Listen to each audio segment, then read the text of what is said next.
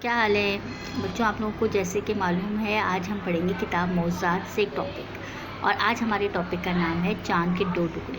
جی، یہ وہ موضوع ہے آقا دو جہاں صلی اللہ علیہ وسلم کا کہ عقل دنگ رہ جاتی ہے، اور سائنس جو ہے وہ بھی اس چیز کو مانتی ہے کہ یہ ایک ایسا موضوع ہے کہ اس کا اعتراف کرنا سائنسی حساب سے اور روحانی حساب سے بہت اہم ہے۔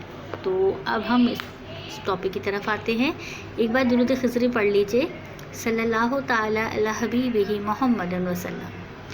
شروع کرتی ہوں، بسم اللہ۔ ایک رات ابو جہل نے رسول اللہ صلی اللہ علیہ وآلہ وسلم سے کہا کہ پہلے انبیاء نے معجزات دکھائے ہیں، آپ بھی کوئی معجزہ دکھائیں۔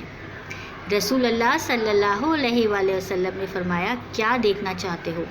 کیا تم معجزہ دیکھ کر ایمان لے آؤ گے؟ یہ سن کر ابو جہل سوچ میں پڑ گیا کہ کوئی ایسی چیز بتائے جو ناممکن ہو۔ 14ویں کا چاند آب و تاب سے آسمان پر چمک رہا تھا۔ ابو جہل نے کہا، چاند کے اس طرح دو ٹکڑے کریں کہ ایک ٹکڑا ایک طرف اور دوسرا پہاڑ کی دوسری طرف ہو جائے۔ رسول اللہ صلی اللہ علیہ وآلہ وسلم نے ہاتھ بلند فرما کر چاند کی طرف اشارہ فرمایا۔ چاند اس طرح دو ٹکڑے ہو گیا کہ ایک ٹکڑا ایک طرف اور دوسرا ٹکڑا دوسری طرف چلا گیا۔ یہودی عالم یہ معجزہ دیکھ کر حیران رہ گیا اور ایمان لے آیا، لیکن ابو جہل نے پریشان ہو کر کہا کہ حضرت محمد صلی اللہ علیہ وآلہ وسلم نے ہماری نظر باندھ دی ہے۔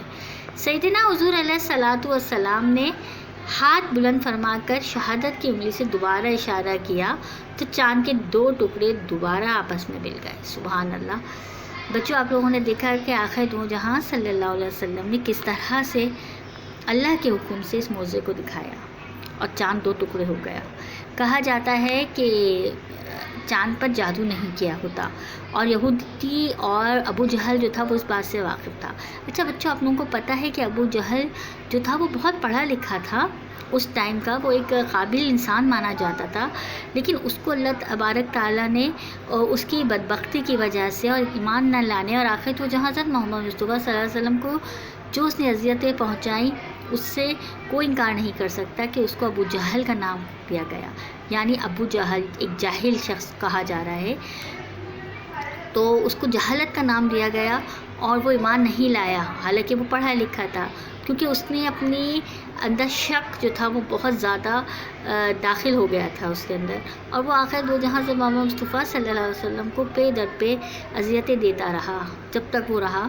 تو اس میں آپ لوگوں نے دیکھا، غور کیا، چاند کس طرح سے دو ٹکڑے ہو گیا۔ آخر دو جہاں حضرت محمد مصطفیٰ صلی اللہ علیہ وسلم باعث تخلیق کائنات رحمت للعالمین ہے، اور جب انہوں نے چاند کی طرف توجہ کی تو چاند نے نہ صرف ان کے حکم کی تعمیل کی بلکہ ان کے انگلی کے ایک اشارے سے دو ٹکڑے ہو گیا۔ سبحان اللہ، کتنا عظیم معجزہ ہے یہ، اور آج کی سائنس بھی اس بات کو تسلیم کرتی ہے کہ چاند کے اندر اگر قریب سے دیکھا جائے تو اس کے اندر ایک دراڑ سی نظر آتی ہے، اور لگتا ہے کہ چاند کسی ٹائم پر دو ٹکڑے ہوا ہوگا، اور وہ اس پر تحقیق کرتی رہتی ہے۔ اور اگر ہم اس پر غور و فکر کریں تو ہم بھی دیکھیں گے کہ اس قرآن پاک کا ہم باقاعدہ اگر ترجمہ پڑھیں تو ہمیں ایسی بہت سی چیزیں نظر آتی ہیں کہ جس میں ہمارے علم میں اضافہ ہوتا ہے۔ چاند کس طرح سے دو ٹکڑے ہو گیا، چاند پہ کون سے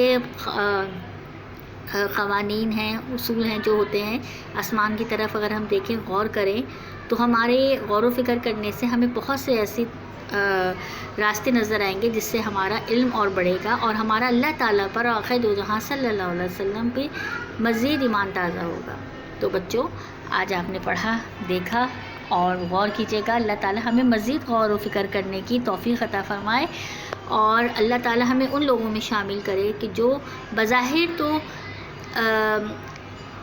اللہ تعالیٰ ہمیں ان لوگوں میں شامل نہ کرے جو کہ علم کا بول بالا کرتے ہیں لیکن اصل میں علم کی حقیقت سے واقف نہیں، بلکہ اللہ پاک ہمیں ان لوگوں میں شامل کرے جو اللہ پاک نے علم دیا ہے، جو ہمارے دلوں کو بدل دے، جو ہمارے علم ہمارے سینے میں راسخ ہو جائے، جو قرآن پاک کا اصل علم ہے۔ اللہ پاک ہمیں اس پہ عمل کرنے کی اور غور و فکر کرنے کی توفیق عطا فرمائے۔ اپنا بہت خیال رکھے گا۔ اللہ حافظ۔